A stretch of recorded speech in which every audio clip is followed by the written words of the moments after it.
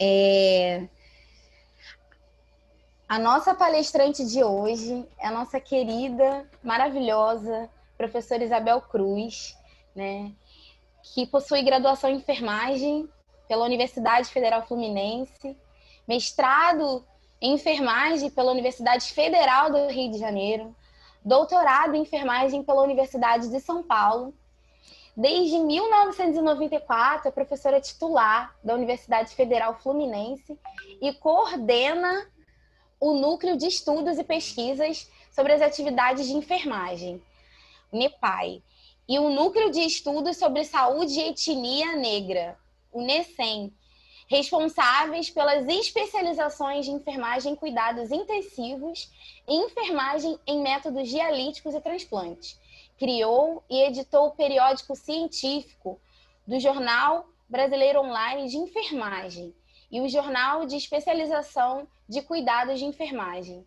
Criou e coordenou o mestrado profissional de enfermagem assistencial, produziu e apresentou os programas Nota Prévia e Pop Saúde na televisão universitária da UF. Especialista em planejamento, implementação e gestão de educação à distância.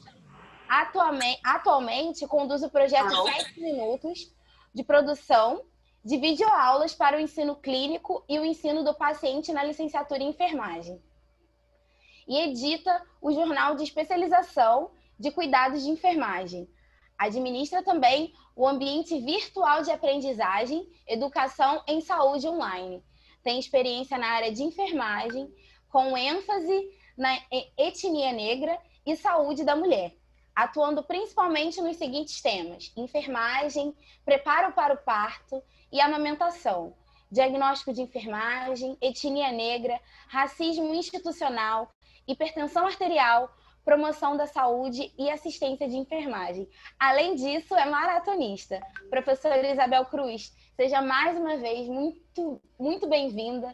É uma honra tê-la conosco. Nós, da gestão da LAESP, somos muito gratos pela sua presença e, desde já, deixamos a senhora à vontade para se apresentar e falar. Bom, repetindo, boa noite a todos e todas, e todes, atualizando. Na verdade, a maior alegria aqui é a minha, né?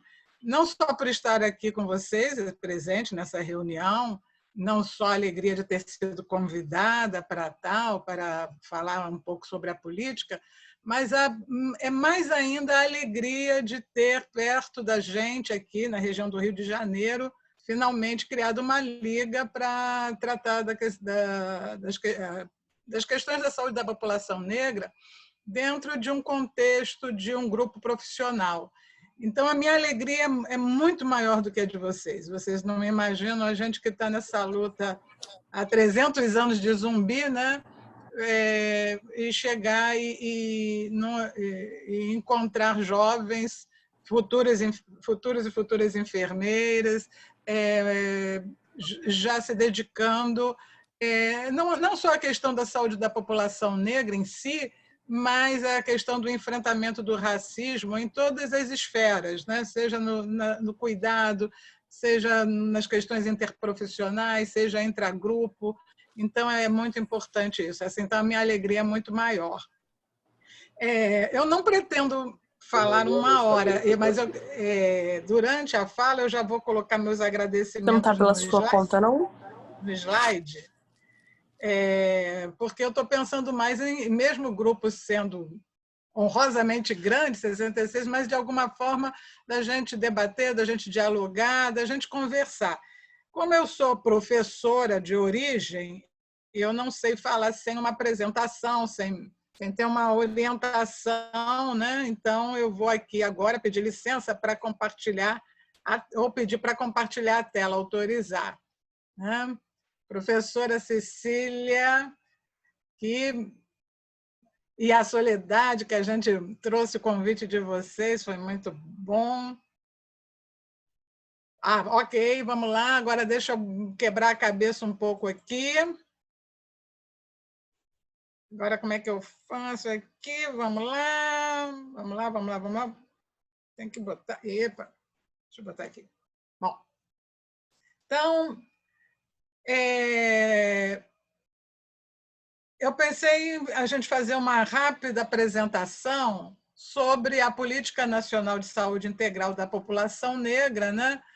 E aí nós conversarmos um pouco sobre isso, né?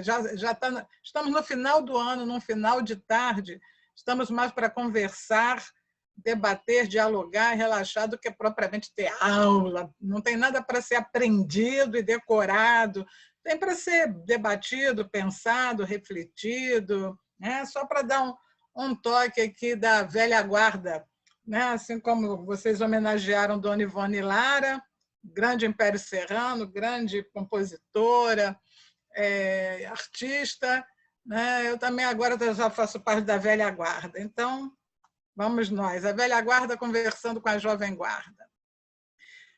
Eu quero registrar aqui, né, a minha gratidão pelo convite, né, e pela presença de vocês aqui nessa sala, né, online, nesse ambiente online. Agradecer especialmente as professoras Cecília e Soledade, né, que conversamos muito, foi uma conversa muito agradável.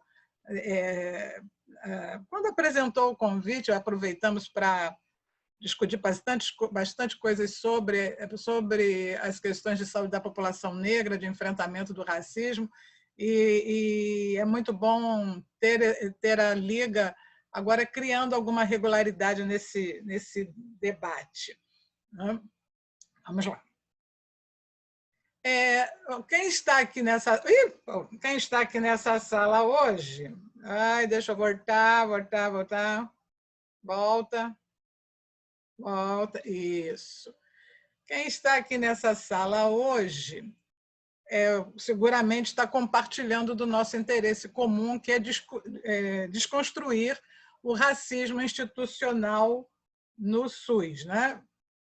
O racismo ele é identificado principalmente nas diferenças injustas dos resultados do cuidado de saúde, geralmente por causas preveníveis e tratáveis, né? Comparando a população negra, no caso o racismo, contra a população negra. Pode parecer óbvio, mas não, a população negra não é a única que sofre racismo. Nós temos ciganos, população indígena e outros grupos populacionais pelo mundo, não é aqui, mas o racismo ele às vezes também se dá na forma de xenofobia, enfim. Mas aqui hoje nós estamos tratando do racismo contra a população negra. E ele se dá por essas diferenças injustas, porque não dá para justificar. Realmente as pessoas não são iguais biologicamente, ou têm as suas demandas e os seus backgrounds, mas, no caso, o racismo se configura por uma diferença que não se justifica. E, geralmente, a causa, o problema, é um problema prevenível, é um problema tratável, e isso é que configura a iniquidade, configura a violência, inclusive. Um aspecto que eu coloco aqui nessa nossa conversa é que nós vamos debater, vamos conversar, mas eu já adianto que na minha trajetória, eu abordo o racismo que acontece no encontro clínico, né? É esse que é meu foco de interesse. É onde a pessoa negra está sujeita à avaliação subjetiva do trabalhador ou da trabalhadora, do gestor ou da gestora, do profissional de saúde, é onde ou quando se inicia a discriminação que a gente vai identificar nos diferenciais dos dados mais epidemiológicos, vai identificar nas elevadas taxas de insucesso em doenças preveníveis ou de tratamento conhecido. Em síntese, o racismo institucional que a Política Nacional de Saúde Integral da População Negra aborda é esse ciclo vicioso. as ações de violência, de discriminação, de preconceito, de negligência, de omissão, de imperícia, que podem ter um start racial, que são feitas no ponto do cuidado, elas aparecem, né, em taxas de morbimortalidade e diferenciais elevados nos dados epidemiológicos. Quando a gente identifica essas iniquidades nos resultados, nos dados de saúde, é porque na unidade de saúde, no desencontro clínico, no espaço, no chão da unidade de saúde, a violência está acontecendo, a discriminação está operante, o racismo institucional está operando. O nosso problema continua, né? A política, o Brasil reconheceu o racismo institucional contra a população negra no Sistema Único de Saúde e aprovou a Política Nacional de Saúde Integral da População Negra, a Lei 12.288, de 2010, para combater e prevenir as iniquidades raciais em saúde, mas não criou instâncias de gestão para implementar, monitorar e avaliar a Política Nacional de Saúde Integral da População Negra. O que isso quer dizer? Pegando a música de Lazo Matumbi, 14 de maio, quando na véspera, no dia 13 de maio, você teve a abolição e no dia 14 você não tinha carteira de identidade, você não tinha carteira de trabalho, você não tinha reparação pela tortura, pela escravidão vivida, você não existia, você era um pária. A política, de uma certa forma, ela sem uma instância de gestão, sem uma área de gestão, uma secretaria, enfim, sem uma instância de gestão, ela é o dia 14, porque os políticos, os gestores, eles são muito hábeis em manipular o controle social. Às vezes, quando você conquista algo, eles jogam de um jeito e parece que você ganhou, e quando você vai ver, você ganhou, mas não levou. Então, por exemplo, se assina a política, se conquista a política, mas quando você não cria uma instância de gestão, ela não acontece, ela não é implementada. Se fala a respeito dela, mas ela não é conduzida no ponto do cuidado, ela não é conduzida em nenhuma esfera. Por essa razão, inclusive, o Comitê Técnico de Saúde da População Negra do Rio de Janeiro lançou esse manifesto por uma área técnica de saúde da população negra para mobilizar prefeitos, candidatos a prefeitos e, enfim, candidatos a vereador, a vereança, para legislar no sentido de criar uma área técnica para a gestão da política de saúde da população negra. E aí, na conversa que eu tive com Cecília, a professora Cecília e a professora Soledade, considerando, digamos assim, a minha vivência, minhas experiências nessas últimas décadas, fiquei de apontar para vocês um pouco da linha de tempo da Política Nacional de Saúde Integral da População Negra.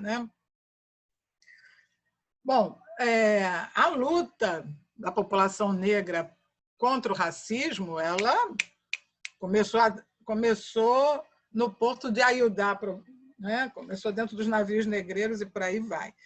Mas eu vou dar aqui um recorte da Política Nacional de Saúde Integral da População Negra, nessa linha de tempo, ou do tempo. Quem entende do babado sabe o que eu estou falando quando eu falo de tempo. E já coloco aqui publicamente que a memória nem sempre faz justiça. Então, eu já peço desculpas antecipadas, porque muitas das pessoas que trabalharam e ainda estão trabalhando por essa política, podem não estar presentes aqui nessa apresentação, mas isso não quer dizer que eu não as reconheça como grandes militantes e grandes companheiros e companheiras.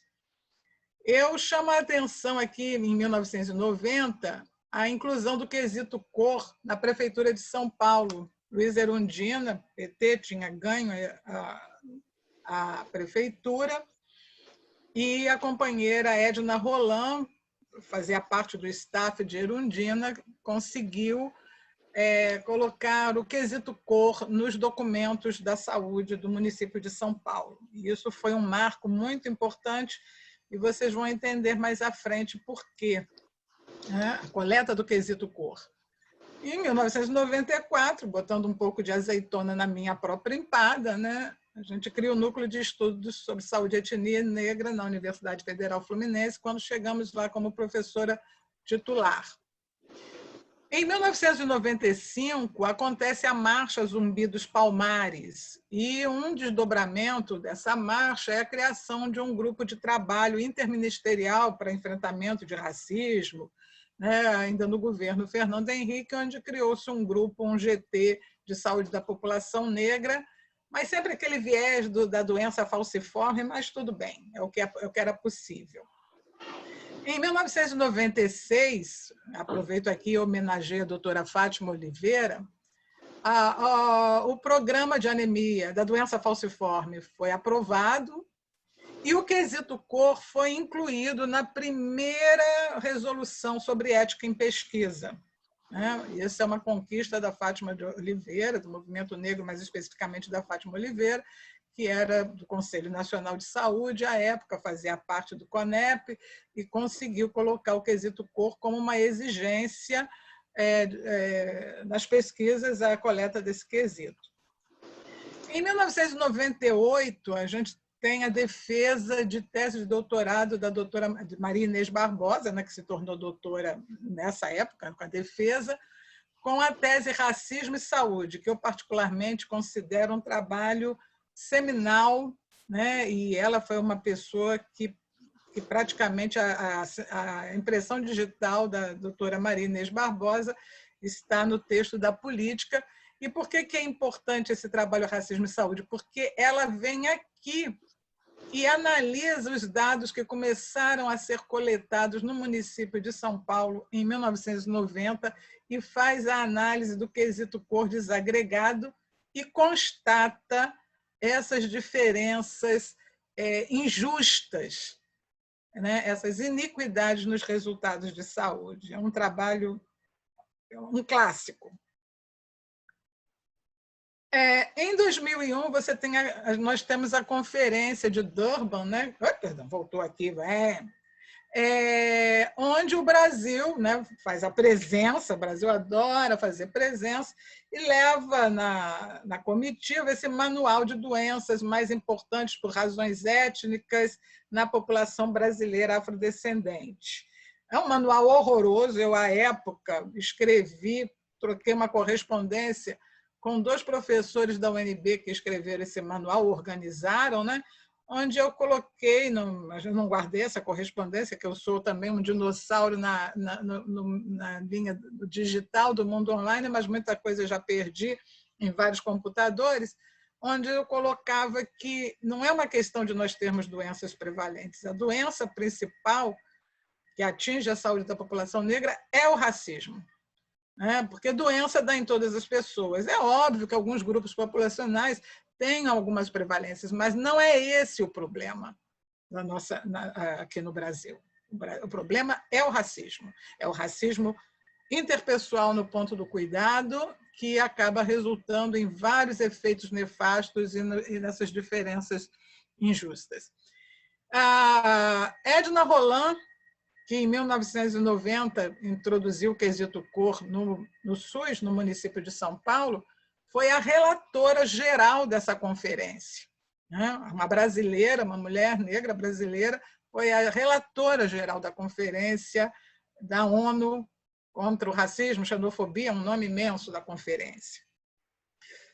Nesse período pós-Durban, logo imediatamente pós-Durban, o sistema ONU se organizou para ajudar a levar a agenda antirracista. E, no Brasil, a OPAS contratou Luísa Bairros, socióloga, para começar a organizar um trabalho com profissionais de saúde e outros ativistas seminal para construir os subsídios para a Política Nacional de Saúde da População Negra. Né? Luísa Bairros, mais à frente, se torna ministra da Igualdade Racial no governo de Dilma Rousseff. Bom, em 2003, nós temos Matilde Ribeiro, nós temos a criação da CEPIR, a primeira ministra. A Maria Inês, a doutora Maria Inês, é a chefe de gabinete de Matilde Ribeiro, e o trabalho, então, a mobilização está intensa para pressionando o governo para criação e aprovação de uma política para o enfrentamento do racismo no SUS. Em 2004, com um trabalho maravilhoso de José Marmo, foi realizado em Brasília o primeiro Seminário Nacional de Saúde da População Negra, com ativistas, com pessoas, com profissionais de saúde, pessoas do Brasil inteiro, onde já foi se construindo, dando mais subsídios para a formulação da política do enfrentamento do racismo. Em 2005, começa, então, a gente já tem um rascunho, né, um draft, para ficar mais chique, um rascunho da Política Nacional de Saúde Integral da População Negra. Então, você tem um trabalho de mobilização, de mobilização, de pressão das instituições para a aprovação da política, e, no caso, esse trabalho de mobilização pró-saúde da população negra foi feito em cima do Conselho Nacional de Saúde.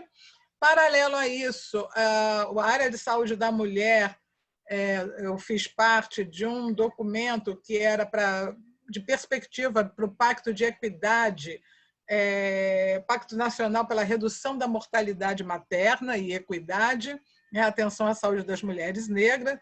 Eu cito aqui esse documento como importante, mas eu não gostei do resultado final, porque, entre outras coisas, tudo que era trabalho em relação ao parto natural, ativo, ao empoderamento da mulher, que eu tinha construído, proposto e incluído no documento, foi retirado na sua versão final. Publiquei isso depois à parte, mas aquelas coisas, às vezes as pessoas lutam, nós queremos igualdade racial, mas são sexistas, são misóginas, mesmo mulheres. Então, a gente, quando discute racismo, quando discute discriminação, a gente também tem que olhar para dentro, cada um tem que olhar para dentro de si próprio e verificar quais são os seus vieses, quais são os seus preconceitos, quais são as suas intolerâncias, porque nós não estamos lidando com anjos, nós estamos lidando com pessoas. Mas, enfim, em 2006, a Política Nacional de Saúde Integral da População Negra foi aprovada no Conselho Nacional de Saúde. Em 2010, havia uma grande mobilização no Congresso Nacional para aprovar o Estatuto da Igualdade Racial, e, tendo a política sido aprovada em 2006, ela foi incluída no Estatuto da Igualdade Racial, e esse estatuto foi aprovado. Né? Então, a política, que já era lei por portaria, né? Porque portaria do Ministério da Saúde tem força de lei, mas ela se tornou uma lei aprovada no Congresso, aprovada pela sociedade. Em 2011, uma militante nossa maravilhosa, a doutora Jurema Werneck, companheira desde a primeira hora nessa construção, ela é vice-presidente no Conselho Nacional de Saúde, ou presidente, enfim, do Conselho Nacional de Saúde, e preside a 14ª conferência. Né? Hoje, a doutora Jurema Werneck está à frente da Anistia Internacional. Em 2014, vou encerrar aqui essa linha do tempo, mas a história continua, eu encerro por conta do que eu testemunhei, do que eu fiz parte também, assim, de uma forma mais direta. é lançado na UNASUS, né, na Universidade Aberta do SUS, no ambiente virtual, o curso online Saúde da População Negra, que foi elaborado pela enfermeira Maria do Carmo Monteiro e eu. Então, e dando uma síntese, a Política Nacional de Saúde Integral da População Negra, né, dentro dessa linha de tempo, ela é uma solução. Ela reforça o SUS, ela fortalece o SUS. Ela sendo implementada, o SUS se torna cada vez melhor, porque a Política Nacional de Saúde Integral da População Negra, ela tem como referencial os direitos humanos. E os direitos humanos no cuidado da pessoa, como é que eles se traduzem? Como é que eles acontecem na unidade básica, que é a perspectiva também da Política Nacional de Saúde Integral da População Negra? Pelo direito à saúde, né? Pelo direito à não discriminação e igualdade, pelo direito à informação, direito de acesso ao prontuário, né? Direito à confidencialidade de suas informações, direito de contar com acompanhante em consultas e internações. Isso pode parecer óbvio, mas aqui nós estamos falando o direito que é para qualquer pessoa, para todas as pessoas, independente de classe social, etnia, raça, o que for. Então, nós estamos defendendo esses direitos porque nós dissemos que não respeitar esses direitos é racismo. Racismo não é na forma de xingamento. Raramente um paciente é xingado. A discriminação, o racismo institucional contra a população negra dentro do Sistema Único de Saúde se caracteriza pelo desrespeito a esses direitos, né? O direito à liberdade e segurança, à integridade corporal, o direito de ser informado sobre o nome dos profissionais que participam do atendimento. Parece tolinho, né? Mas como é que as pessoas chegam ao outro ou à outra e não se identificam, não dizem quem são, não falam do seu nome, não se identificam, não dizem o que vão fazer, o que estão ali para fazer? Isso é aviltar a integridade e o pudor da pessoa, né? O direito a ter um atendimento de qualidade com profissionais adequados e capacitados, dentro de uma unidade de saúde onde todos têm o mesmo uniforme e não se apresentam. Quem está cuidando de mim? Quem está cuidando de mim tem competência para prestar aquele cuidado? É responsável até o fim pelo aquele cuidado, pelo resultado dele? Ou é um estelionatário que está cuidando de mim? Direito a estar livre de tortura, tratamento cruel, desumano e degradante. Ah, vocês pensam que isso só acontece em delegacia? Não. Quando as pessoas ficam num sistema de saúde sem higiene, sem manejo da dor, né, sem um conforto mínimo, como estão agora vivendo, na sujeira, no calor, e por aí vai, isso é racismo, isso é discriminação. O direito à privacidade, ao pudor, né, a ter seu corpo coberto, exposto apenas no que for necessário e para quem for necessário. O direito à vida, o direito de fazer escolhas sobre as condições de sua morte, de ter um representante, de usufruir dos benefícios do progresso científico, né? Porque, às vezes, as pessoas recebem um subtratamento quando já há tratamentos melhores, evidências mais fortes, e elas não têm acesso a esse cuidado. Direito também de tomar decisões sobre seus cuidados. Cada um sabe, é dono de seu corpo, bem informado, se for informado adequadamente, pode decidir o que é melhor e o que não é para si. O direito também a recusar o cuidado de saúde sem que isso leve a, por exemplo, uma alta revelia ou a um desligamento. Eu tenho o direito de recusar e continuar sendo tratado, né? Direito a um cuidado seguro também, com toda a segurança, né? Segurança de uma grade num leito, segurança na asepsia, segurança num profissional que domina uma técnica, né? Direito ao medicamento, mas também o direito de ser informado dos efeitos adversos, direito à informação, a receber a listas e por aí vai. Isso tudo, quando não respeitado, é uma violação da Política Nacional de Saúde Integral da População Negra. E, então, eu caminhando já para o fim, eu faço aqui uma convocação à ação, né? Às vezes a gente pensa assim, não sei nem o que fazer. Concordo com vocês, eu sou professora e já adianto aqui, nem sempre os professores ensinam o que é para fazer, não. Eu apresento aqui para vocês uma roda de intervenção que foi produzida por algumas enfermeiras de saúde pública e eu já fiz algumas adaptações, né? Eu aqui, por exemplo, conversando já com as nossas colegas, a Cecília e Soledade, a Liga, por exemplo, ela já é uma intervenção de defensoria, né?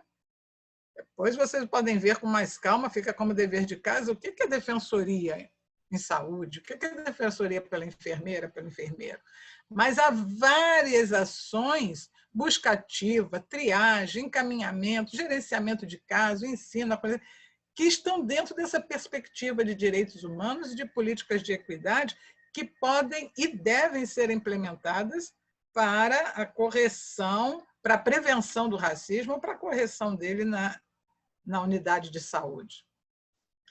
E, já aproximando do século XXI, que nós estamos entrando na terceira década, né, nós temos a saúde digital chegando com força e eu temo que as tecnologias de informação e comunicação, se nós não estivermos alertas, elas possam reiterar e reforçar preconceitos ou práticas nocivas que, de forma analógica, digamos assim, já estão sendo prestadas.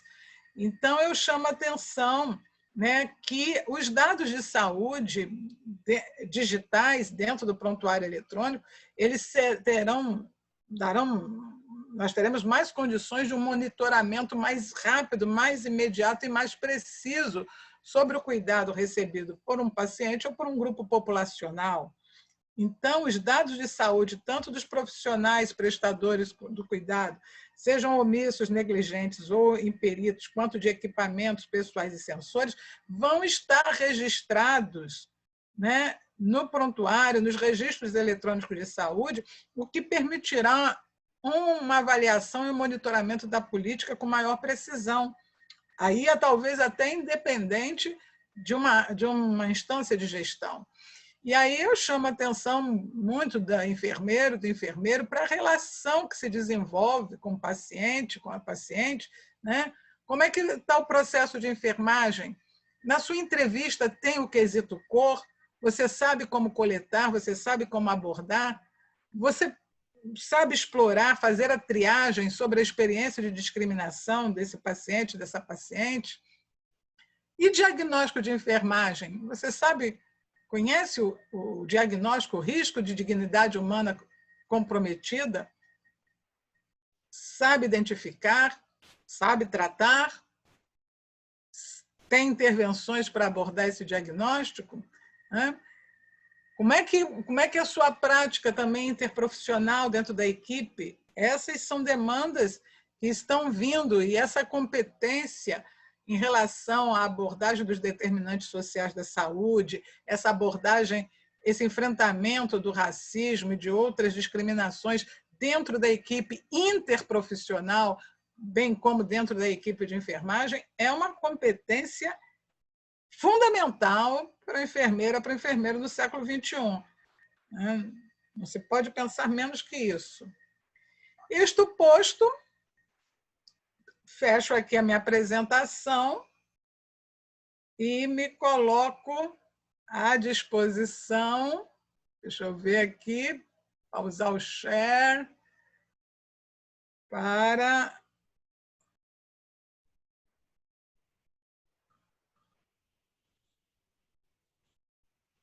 Eu quero... Stop share. Stopei. A gente sofre com isso aqui. Bom, estou à disposição, então. Professora, muito, muito, muito, muito obrigada por essa aula divina, maravilhosa. Foi incrível. a organização do material, trazer a política dessa maneira, com todos esses marcos, além de trazer de uma forma bem dinâmica, né, que eu tenho certeza que abarcou as pessoas que estão aqui e que, com certeza, ficaram muito, muito felizes com esse material apresentado e com essa aula incrível, né? Tivemos muitos comentários ao decorrer da aula. Eu sei que a senhora não conseguiu acompanhar, né, porque estava apresentando a tela, né?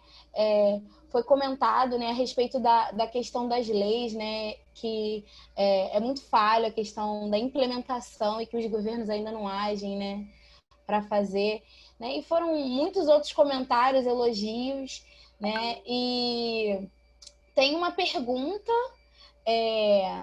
a princípio só tem uma pergunta, que é do Daniel, que é sobre... Deixa eu abrir aqui. Ele diz assim: sou Daniel Barbosa, da Faculdade de Enfermagem da UERJ, e tenho uma dúvida em relação à influência do estudo da sífilis não tratada de